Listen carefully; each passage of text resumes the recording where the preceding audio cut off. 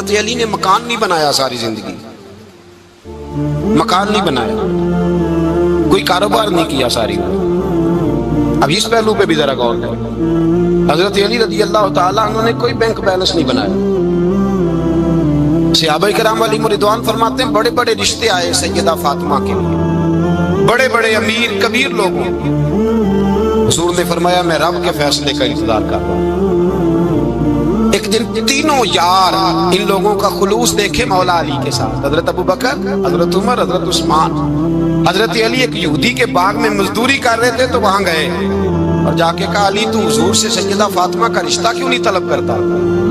تو حضرت علی کہنے لگے بھائیو نہ مکان ہے، نہ گھر ہے، نہ کچھ ہے، رشتہ کیسے مانگ لوں؟ کہا تو جا تو صحیح، ہمیں تو لگتا ہے رسول پاک تیرا انتظار کر رہے ہیں۔ مولا علی شیر خدا کہتے ہیں میں گیا اور جب میں حضور کی بارگاہ میں گیا تو انہوں نے مجھے یار تھے نا، تیار کر کے بھیجا، مجھے لفظ بھی سکھائے کیا کہنے ہیں، لیکن جب میں وہاں پہنچا نا تو میرے اندر طاقت ہی ختم ہو گئی بولنے کی۔ سلام لے کے تو حضور کے پاس بیٹھ گیا، حضور نے فرمایا علی کیسے آئے ہو؟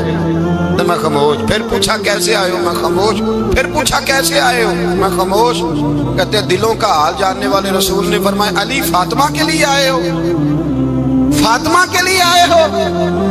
حضرت علی کہتے ہیں میرا جواب بڑا نرالا ہے۔ میں نے کہا حضور وہ تینوں میرے پاس باغ میں گئے تھے، وہ تینوں گئے تھے، مجھے انہوں نے بھیجا ہے۔ کہتے ہیں رسول پاک مسکرا دیے، فرمایا علی انہوں نے نہیں تجھے بھیجا، رب کریم نے فاطمہ کا تیرے ساتھ نکاح کر دیا ہے، تیرے لیے فیصلہ ہو گیا ہے، فاطمہ کا تیرے حق میں فیصلہ ہو گیا۔ حضرت علی سیدہ فاطمہ کو بیاہ کے لے گئے تو حضرت زید بن حارثہ کے مکان میں، کوئی مکان نہیں۔ وہ بھائی تو دولت دیکھ کے بیٹی کی شادی کرتا ہے، سرمایہ دیکھ کے پھر دعا کراتا ہے، دعا کریں اللہ میرے داماد کو ہدایت دے دے۔ میرے رسول نے بیٹی کی شادی کی تقوی دیکھ کے، پرہیزگاری دیکھ، دینداری دیکھ اس شخص کو بیٹی دی جو السابقون کے درجے میں شامل، جو ان الذین آمنوا وعملوا الصالحات اولئک هم خیر البریہ کے درجے میں شامل، ان کو اپنی بیٹی دی۔ حضرت علی شیر خدا رضی اللہ تعالیٰ عنہ فرماتے ہیں کہ سیدہ فاطمہ الزہرا کو میں بیاہ کے لایا، سارے گھر کے کام حضرت فاطمہ نے کیے، میں مزدوری کرتا 2 گھنٹہ یا 1.5 گھنٹہ، زور سے اثر کے درمیان کام کرتے، 2 کلو کھجوریں ملی تو مولا علی نے اٹھا کے اپنی کمر پہ رکھی۔ باغ کا مالک کہنے لگا علی تھوڑا کام اور کر لو، فرمایا 2 کلو ہو گئیاں بڑی ہیں، 1 کلو میرے بچے کھائیں گے، 1 کلو مدینے کے غریب بچے کھائیں گے۔ تو کہا علی کل کیا کرو گے؟ فرمایا کل جو رب زندگی دے گا وہ روزی بھی دے گا۔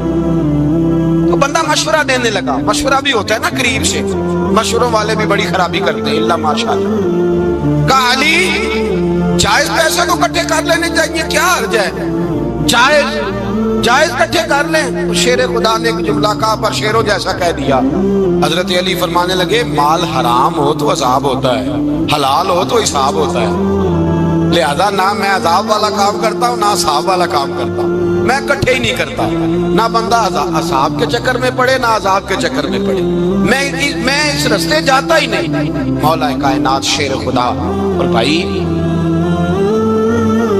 حضرت سیدنا ابو ہریرہ رضی اللہ تعالیٰ عنہ فرماتے ہیں میں جب اس بات کو یاد کرتا ہوں تو آج بھی رو پڑتا ہوں۔ کون سی بات؟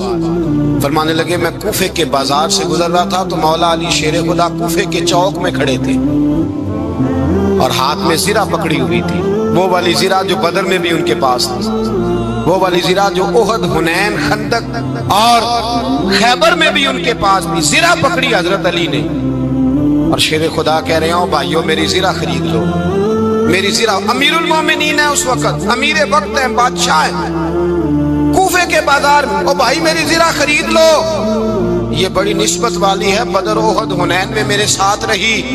اور شیر خدا فرماتے کیا ہیں؟ فرماتے جب علی نے یہ لفظ کہے تو میری چیخیں نکل گئی۔ حضرت علی فرمانے لگے اگر میرے پاس نیا طامت خریدنے کے پیسے ہوتے تو میں اسے کبھی نہ بیچتا، نیا طامت خریدنے کے پیسے ہوتے تو میں کبھی نہ بیچتا۔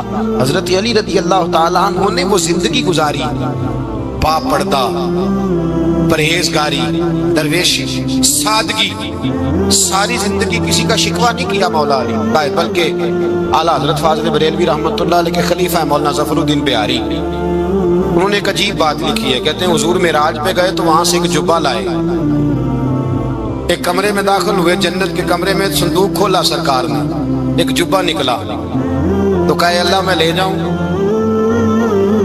تو رب کریم نے فرمایا بھی مجھے پتا ہے تو لے کے جائے گا پر پہننے کا نہیں، کسی نہ کسی غلام کو دے دے گا۔ کہا مولا وہ تو پھر تیرا فضل ہے۔ رب کریم نے فرمایا محبوب اسے دینا جو میرے راز تک پہنچ جائے، اس کو دینا جو میرے راز تک پہنچے۔ حضور جبہ لے کے آئے۔ علامہ بہاری علیہ رحمہ لکھتے ہیں کہ نبی پاک صلی اللہ علیہ وسلم نے حضرت ابوبکر صدیق کو بلایا، فرمایا جبہ بڑی برکت والا ہے، اسے پہن کر بڑی برکت ملے گی، اگر میں تجھے دے دوں یہ جبہ، اگر تجھے دے دوں تو کیا کرے گا؟ تو حضرت ابوبکر کہنے لگے حضور ساری دنیا میں سچ پھیلا دوں گا۔ حضور نے فرمایا نہیں تو اللہ کے راز تک نہیں پہنچا۔ حضرت عمر کو بلایا، کہا فاروق اعظم اگر آپ کو دے دوں تو کہا حضور عدل سے بھر دوں گا ساری کائنات۔ فرمایا بات تیری ٹھیک ہے پر راز الہی تک نہیں پہنچا۔ عثمان اگر تمہیں دوں تو جناب عثمان غنی رضی اللہ تعالیٰ عنہ عرض کرنے لگے حضور اگر مجھے ملا تو میں حیا کی چھاؤں کر دوں گا، ہر جوان ہر بچی کے لیے حیا کے فیصلے کروں گا اللہ تعالیٰ کی دی ہوئی طاقت سے۔ حضور نے فرمایا بات تیری بڑی خوب ہے پر تو مراد تک نہیں پہنچا۔ میرے رسول نے مولا علی کو بلایا، پاس بٹھایا، فرمایا علی اگر یہ جبہ تجھے دوں تو کیا کرے گا؟ حضرت علی نے آنکھ کھول کے حضور کا چہرہ دیکھا، عرض کرنے لگے محبوبہ اگر مجھے مل گیا تو میں اللہ کی مخلوق کی پردہ پوشی کروں گا، میں رب کی مخلوق کی میں پردے ڈالوں گا مخلوق کے عیبوں پر، میں چھپاؤں گا اس جبے کی برکت سے۔